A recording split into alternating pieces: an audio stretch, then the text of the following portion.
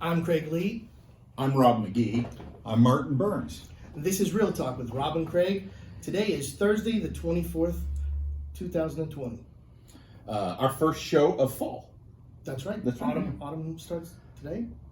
Yeah, I don't know. It's the 22nd. Tuesday. I think. Yeah. Yeah. Anyway, we're back for a second session with Martin Burns, who is a real estate attorney and gave some great information last week about occasions where you would want to consider hiring a real estate attorney and some of the things they can do to help you. Today, we are going to talk about specifically about a 1031 exchange or 1031 tax exchange. And Martin is an expert on this subject. Craig and I are not. So we're looking forward to getting some information along with you. And without further ado, Martin, can you tell us in a broad spectrum view, what is a 1031 exchange?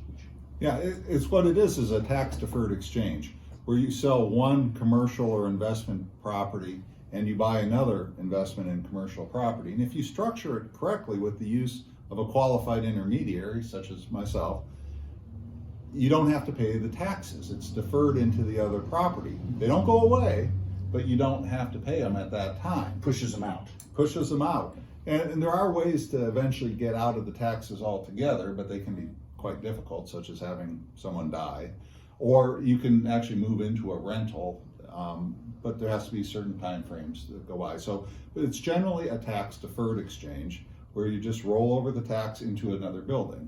And I talk to people and they say, is this legal? And the answer is yes. Section 1031 is part of the Internal Revenue Code. So they know about it, and these have been going on for decades. So I can walk you through how an exchange works and what we do. I think that would be great. That would be fantastic. I have a question. Is it just on commercial, or can you do it on investment properties or primary or? What you can't do it on is personal use property. You can do an exchange on any investment or commercial use property. So you can go from vacant land to a skyscraper, back to a duplex.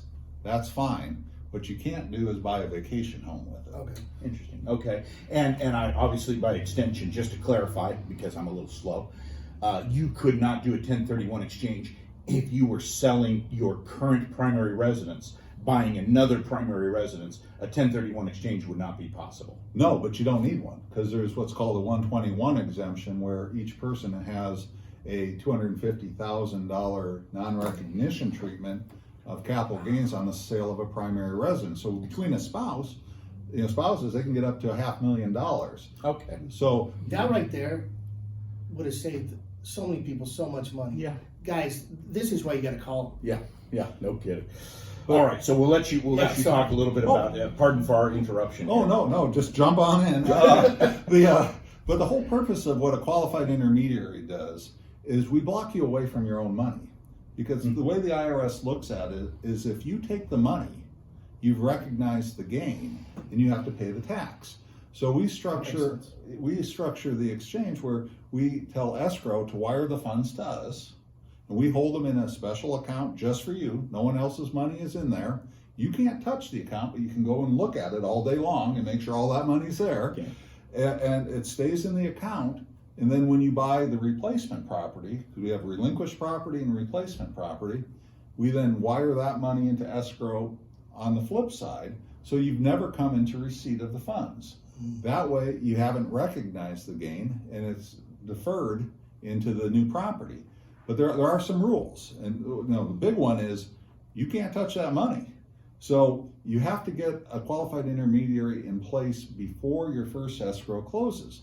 Because if you get the money and then come walking into my office and say, I just closed escrow, can I do one of those 1031 exchanges? Too late. So we got to be in place before escrow closes. Then you've got a basic timeline. You've got to get your exchange done in 180 days. That's deed to deed. So when you sell to when you buy. Plenty of time. That's Yeah. really- Mm-hmm. Yeah, but inside of it, this is where it gets a little tighter, is you've got the first 45 days of this 180-day period that you're supposed to identify property. Now, most people get their properties under contract, and frankly, a lot of them are under contract before they close on the first. That's best.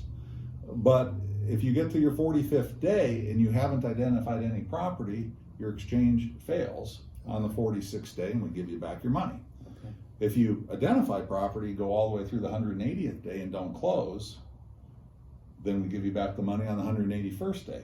You can't just walk into my office at any time though and say, give me the money, because then you'd be in constructive receipt and the tax would apply. Okay. So yeah, the basic rules to have a fully tax deferred exchange is one, the like-kind property, which can be very broad with real estate. Second is spend all your cash. So if out of it there's $200,000 comes out of escrow, that goes into our account, and you need to fund that into the next transaction. To the extent you pull any of that out, which you have to do at escrow, and you can't come to me and ask for it, you get it first from escrow. They call that boot, and you pay tax on boot. Boot. It's kind of an old thing where if you had a horse, two people had horses and they exchanged the horses, that would be an exchange. Okay. They didn't realize anything. But if one person exchanged a horse for a different horse and got the boots thrown in, well, now you've got a benefit, so it's boot. So you have to pay tax on the boot. And that's little just kind of stuff. history trivia for you too. There you go. Tax humor. But regardless, and then the other one that people want to forget about is you can't have debt relief. So on the same example, if there's $200,000 of cash going into the next exchange, and out of the closing of the relinquished property, a $200,000 mortgage got paid off, you've got to pick up about a $200,000 mortgage or more on the next property. Okay. Because the IRS looks at debt not forgiveness, but relief, paying off the debt. They look at that as basically the same as taking cash out. It's a benefit. So if you want a fully tax deferred exchange, you're essentially moving up from your net figures from your closing.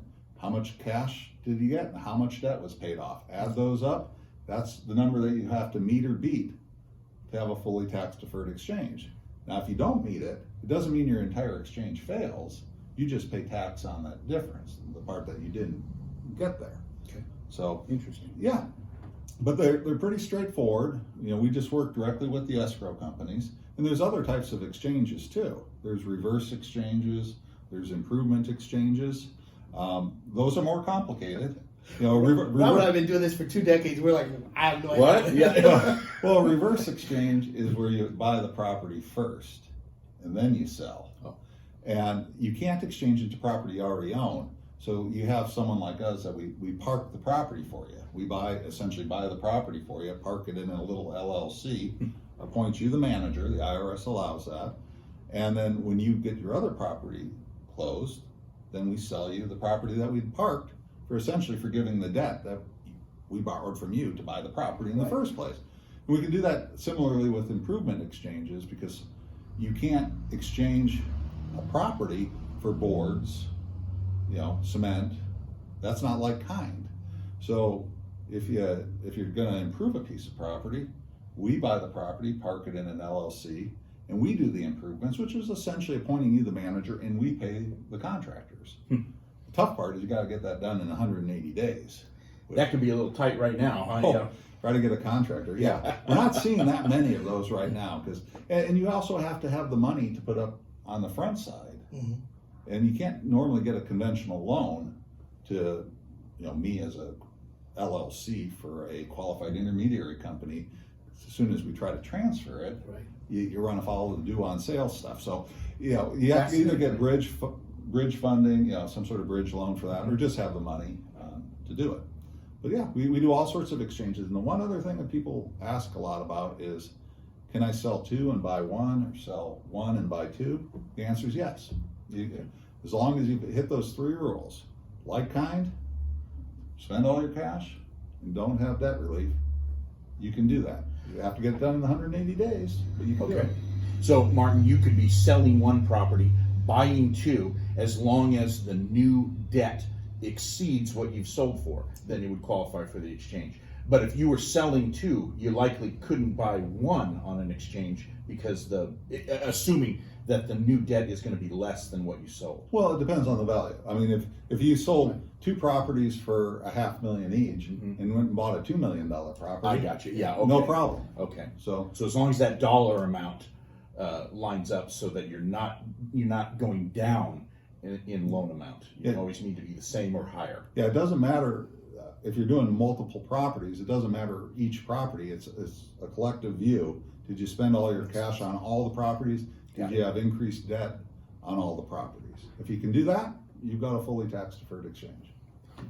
Well, as you can tell, Martin is an expert on the 1031 tax deferred exchange.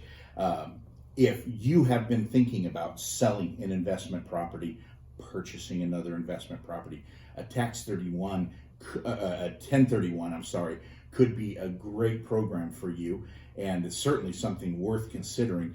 And Craig and I can help you with your financing, but you're definitely going to want an advocate like Martin to structure it for you, because as you can tell by having us just watch him talk, he's educating us. We are not attorneys and we are not accountants, so you want an expert handling that portion for you.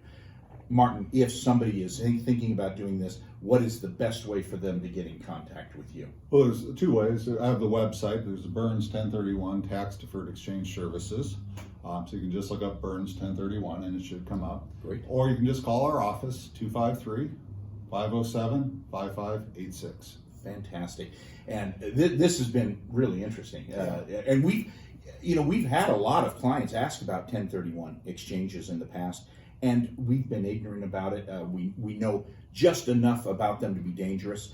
So it's really nice to hear somebody who knows the ins and outs and all aspects be prepared to When we answer refer those somebody, questions. it's because we trust them, we've used them, or we feel comfortable that they're like-minded with us. That's why we're going to refer Martin from this point on. Yeah. So, also go to www.realtalk.mortgage. You'll see this video and many others on our YouTube channel, the Lee McGee YouTube channel. Yeah, and last week, if you missed last week's show, please look it up. Martin was our guest last week as well, and discussed.